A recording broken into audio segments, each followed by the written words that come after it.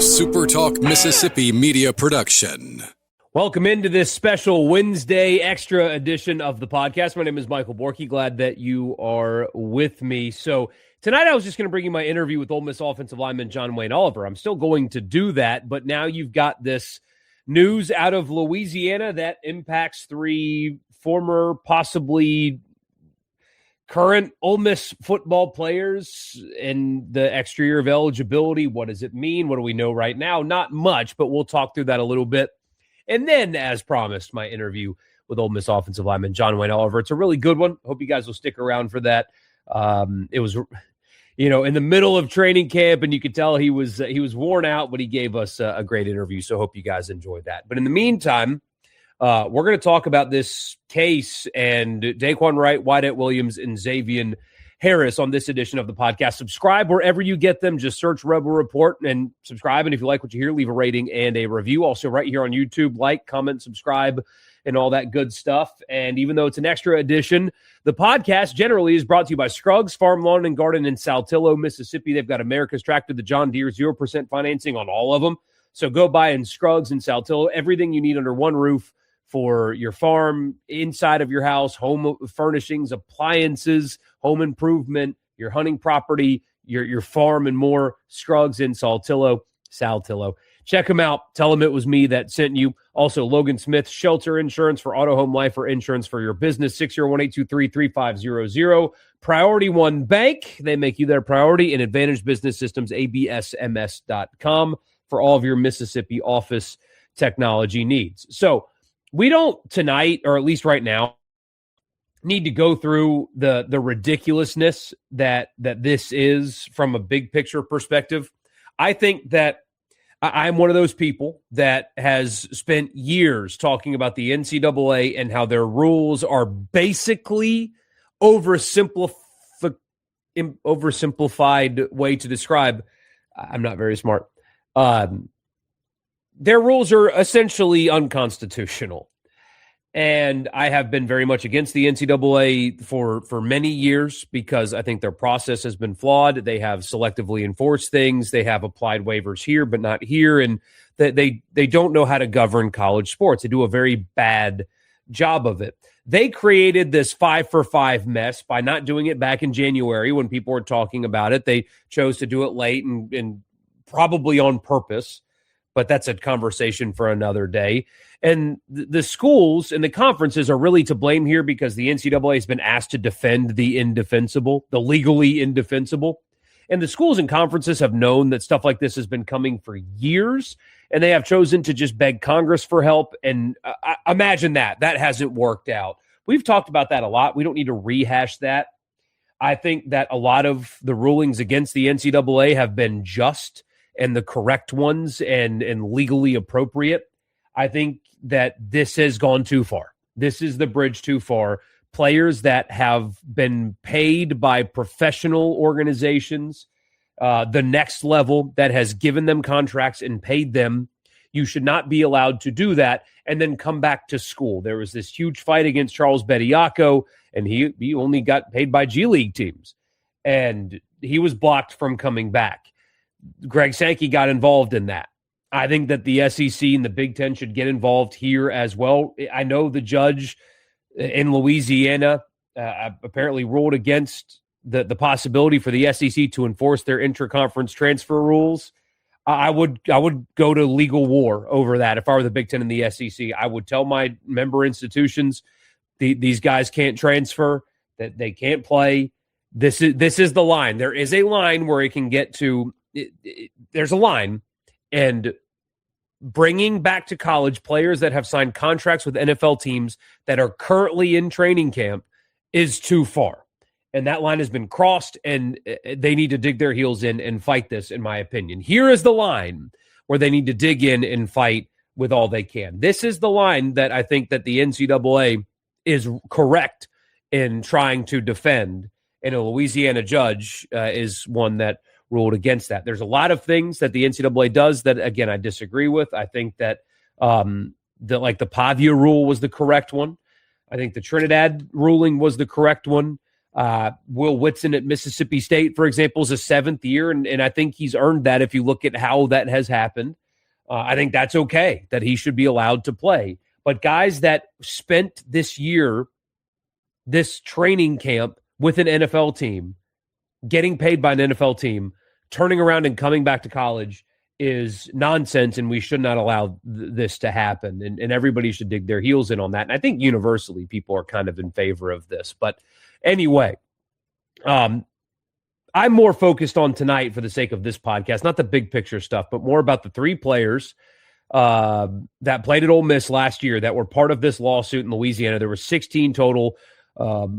Large number of them are still currently in NFL training camps, one of which had a couple of sacks for the Bucs over the weekend. That's the kind of stuff we're talking about here. But it's Wyatt Williams, Daquan Wright, and Xavier Harris. And the second this ruling comes down, the first thing that I saw from the Ole Miss internet space was, oh, bring them back. They're coming back. No questions asked. Like, yes, look at this team with these 3 guys. And the initial reaction is always that, but from what we know right now, as of this recording at 8:50 on Wednesday night, it's not that simple, and it will never be that simple. And also, it takes 2 to tango. Take Wyatt Williams, for example. He's still in training camp right now. I don't know if he's going to make the team or not, but he's still in training camp. Does he leave training camp to try to join a team? Any team? Because I guess the judge has allowed them to be able to enter the transfer portal. We know that because Xavier Harris apparently is in the transfer portal. More on him in a second. But if you're Ole Miss, of course you would want, I think you would want Wyatt Williams back. Now you have to think about how you get that. Do you have to cut a player to make a roster spot for him? Will he fit in what you're currently doing in the defensive back room? Financially, can you make it work? There's a lot of those kind of questions. Do you want to bring in a player on your team just a couple of weeks before your season opener? Maybe that's a dumb question, and the answer is obviously yes. But from the player that you had last season, of course you would want that player back on this year's team because he would provide quality depth in case somebody gets hurt in the secondary. That would be a thing that Ole Miss should pursue, I think. But it takes 2 to tango. If you're Wyatt Williams and you somehow can leave an NFL training camp and join a college team, are you going to join a team that you're that you're not going to start for? I do not think, and maybe I'm wrong, but I do not think Wyatt Williams would start for this team. I think they looked at that position and saw that they had good, say they were okay, and he played well last season, but I think that they could have been better, and they have possibly upgraded at that position. Is he guaranteed to start at Ole Miss? I don't think so. What's his playing time situation going to look like at Ole Miss? What if he wants to go somewhere that is in desperate need for a safety that he would start right away? I don't know that answer, but I do know that that's something that these players will have to consider. And also, this judge's ruling has apparently bypassed SEC rules on the intra-conference transfer, so I guess he could transfer within the SEC. But again, I would put my foot down and try to stop it. But there's no guarantee that he would start at Ole Miss.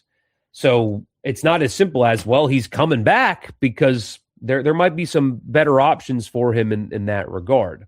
Daquan Wright, also somebody that, even though I saw some reporter, I don't know if he's legit or not, make reference to the fact that Daquan Wright has not been at training camp the last couple of days. But would you want him, last year's version of Daquan Wright, on this year's team? Well, 100%, without a doubt. Absolutely. That answer is yes. But you've also already added a lot to your tight end room. And would he want to come back to that team also not being guaranteed a starting spot? You probably think, oh, of course he's going to start. He started last year, blah, blah, blah. Yeah, he did. But Luke Haas is finally healthy. Caleb Odom's role is expanding, and he's gained weight. And are you sure that you're going to get the same starting reps that you got last season on this year's team? Or is there somebody in the ACC or the Big 12, or maybe, I guess, even in the SEC that you're guaranteed to play more and put more stuff on tape? I don't know. Again, I don't know. The Xavier Harris part is the most interesting one to me, because that's another. All three of these guys, just if you could get last year's guy on this year's team, of course, no brainer, you would want them. Everything that I said about Wright and Williams would apply there. Would he be guaranteed to start on this team? I don't know if that answer is yes. He'd be a super quality depth piece. Last year's version of him would be a super quality depth piece on this year's team. He has apparently entered the transfer portal. It said in the reporting that he is open to returning to Ole Miss. But he wouldn't be guaranteed to start on this team. In fact, I would bet against that right now pretty heavily. I think that the timing of not only did he get hurt in the lead up to training camp and all that anyway, so he was battling an injury. I think the timing of his release from New Orleans tells you a lot. I don't think that, I mean, the Saints had an injury on the defensive line, had another injury on the defensive line. He didn't even make it through training camp before he got cut, and he signed a deal with the Saints, and they cut him long before they needed to. And I think that does tell you something. I would not be surprised if presently he's not necessarily in the shape that you would need him to be in order to come in and take a spot and be willing to take what comes with that. I don't. I mean, after talking to a couple people today, I'm not convinced that he would be ready to step right in and start playing for Ole Miss right now in the same way that he played for them last year. I don't know if that's the case. Somebody brought up to me the possibility of him switching to offensive line. That would probably be the best career move for him. So maybe he comes back to college to do that. I don't know. But would he be willing to come to a place that he would not get the snaps that he got last year? He would not be guaranteed to start. Again, he's coming off of an injury that the Saints cut him when they cut him for a reason. Are you confident that he'd be in great shape? And are you confident that that would add enough value to your team this late in the process? I don't know those answers. I think his case is a little bit different than the other two in terms of what you'd be getting from the player immediately. We'll see where that goes. I know that, it'd be better for me to make up stuff or be like, this is huge news and Ole Miss is, going to be so much better now and all these guys are coming back. But the truth is it's more complex than you hope that it would be. But it is a lot more complex. They would have to, I assume they would have to cut players. They would have to convince at least one of these guys, you're going to come in and be a depth piece. And I don't know how well that will go over. I think Daquan Wright is not guaranteed to get the snaps that he got last year on this team if he were to not make his team and try to come back into college. And I'm not totally convinced that Xavier Harris would be practicing right now anyway, or at least not preparing to be, the defensive tackle next to William Eccles right now in the current state. We'll see. I don't know. I do not know, but I do know it's a mess and it's chaotic. But this idea that Ole Miss is going to just slap the three of them on the roster and boom, plug and play, and everything's all good and everybody's going to be happy and these guys want to come back even though they're not guaranteed to start it. It's not that simple. And I certainly don't expect all three of them for sure to come back to Ole Miss, and I wouldn't be surprised if none of them do. Maybe they do. Well, of course, we'll keep track of that. That wasn't sourced, by the way, saying that none of them are going to come back. I think it's complicated and it takes two to tango, and none of those guys, I think, would have the role that they had on last year's team. So anyway, something to monitor for sure. All right, here's my conversation now with, and this will end the podcast as well. You'll hear the in and out about the Not Fall Camp Tour in Oxford that Haydad and I did for the radio show. But really good stuff with Ole Miss offensive lineman John Wayne Oliver. And here that conversation is for you. And when that ends, that'll end the podcast. Really appreciate you guys being here. And I will talk to you tomorrow. It's the Not Fall Camp Tour, stop number 3. We are in Oxford, joined now by Ole Miss offensive lineman John Wayne Oliver in the middle of training camp. And let's start here. Are you still having fun, or have you crossed into the point where you're kind of miserable and hoping the season just gets here? Yeah, you've gotten to that point. We're about halfway there. You just got to keep on going, man. But it's going good so far. So physically, how you feeling? I know in the past you've battled some injury stuff, Yeah. and camp is a grind, and especially the position you play is a grind. Like, are you extra tired? How you feeling? Oh, I'm feeling pretty good right now. Yeah, I got injured last year, but I was able to do spring ball. I did all spring ball this spring, and I've done all fall camp so far. I haven't missed anything. So let's go back to the end of last season. The reality in your sport now is guys leave places. You were a high-profile recruit out of high school. You had a coaching change, and you did not entertain the transfer portal. You stayed right where you are. Why did you choose to stay at Ole Miss? This place has been good to me, and I didn't feel like I felt like I was wanted here, and I didn't want to go anywhere else. And so now in comes John David Baker. Had a chance to visit with Trinidad and Kiwan at SEC Media Days, and they described the offense as mostly the same but a little bit different. From an offensive line perspective, what is some similarities that you can share anyway and differences in this offense under John David Baker? Pretty much nail on the head on that one. It's the exact same. I feel like it wasn't a big change for me because I've played every position so far since I've been here, so it was smooth sailing for me.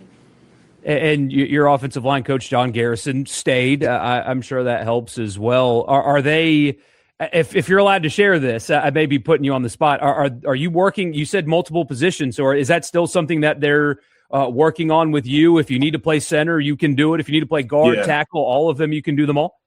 Yeah, I can do them all, but I'm mainly working guard right now, but anything can happen. I know how to play all of them, and I've done it. Is that difficult? And how difficult is that position by position? Because an idiot like me looks at the offensive line, and, well, it's the offensive line, but how different is center versus guard versus tackle, and how you have to learn and play all three positions? For me, like, I was playing left tackle my freshman year, 2024. I was just, like, buried in the depth chart, though. Then I got moved to center for fall camp, and I was like, oh, God. And I was a backup center, and, like, playing center, if you can play center, you can play all the other positions because you know everyone else's job. So it's helped me playing center. I can play everything. So a lot of, I guess, studying more so than anything else, making sure that you know exactly what to do. Which is the hardest one? Run blocking, guard, pass blocking, tackle.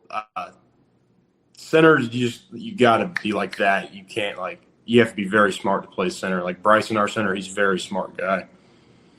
Well, good to know. So I guess technically they would call you a smart guy. See, I could never play center. I would be in big trouble.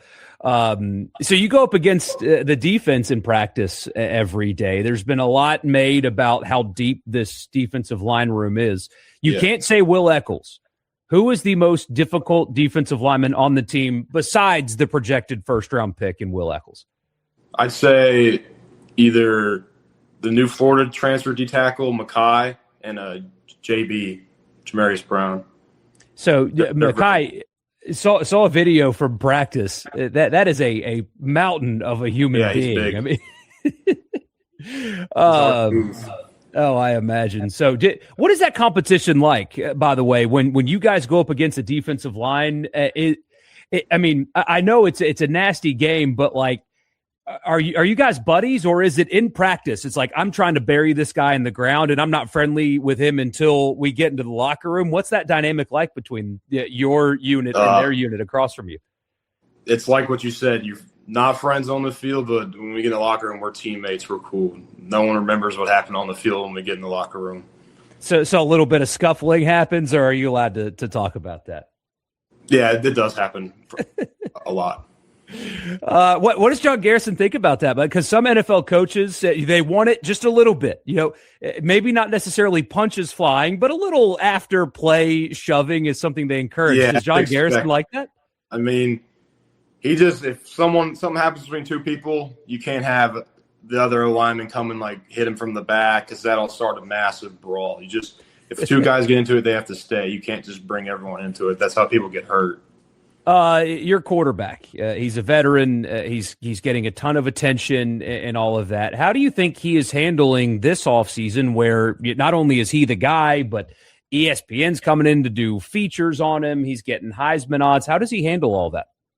Oh, he's handled it probably the best as you can because, shoot, when I met Trinidad May of 2025, he just walked in their weight room, introduced himself to me. I didn't know who he was, hardly. I don't know if y'all knew who he was, but this time. Not really, honestly, no. Yeah, I was a second team center during fall camp, so he was my quarterback, so I was able to get to know him pretty well, and he's handled it great. And now, so your role, by the way, one more thing on your role. You're getting prepared to play a lot of positions. Are you expected to take a step forward in terms of playing time and things like that this season? Yeah, yes, sir. And are you ready for that? Oh yeah, I've been ready. So I was looking at your bio, by the way. That this made me laugh. I don't remember this happening, but you may, or it may be a typo. You were credited for a tackle last season. Yeah. Do you remember your tackle? Yeah, I was against the first Tulane game because I'm on the punt shield. I'm going to do that again this year, but I protect the punter. I'm on the front line, and Oscar punted it, and the punter made a couple guys miss, and the punter was running down the sideline. I just decked him out of bounds. See, why don't I remember that? I can't believe I don't remember that, but yeah. Obviously you liked it, right? Making a tackle was a lot of fun. I played D-line in high school. I could do it. Do you miss it? Playing defense? No. Yeah. You know, no. Why not? That's not for me. I'm not a good enough athlete to play D-line. So your team brought in some transfers on the offensive line, most especially at tackle, but some on the interior as well. What do you and a guy like Bryson that have been with the program for a little while, do you take it upon yourselves to help them acclimate to the program? What's that bonding like with your offensive line unit? Oh, we brought in some good guys. We brought in a guy named Troy Everett from Oklahoma, who's his 6th year. He's played a lot of football. So we have guys like that. Tommy, Carius, Enoch, all those guys are pretty good dudes. So it's been easy. We didn't really have to do much with them. What do you guys do? Out of curiosity, do you guys hang out? You grill out? Do you guys go play golf? I asked Kewan about golf. Apparently he plays golf. Do you guys too?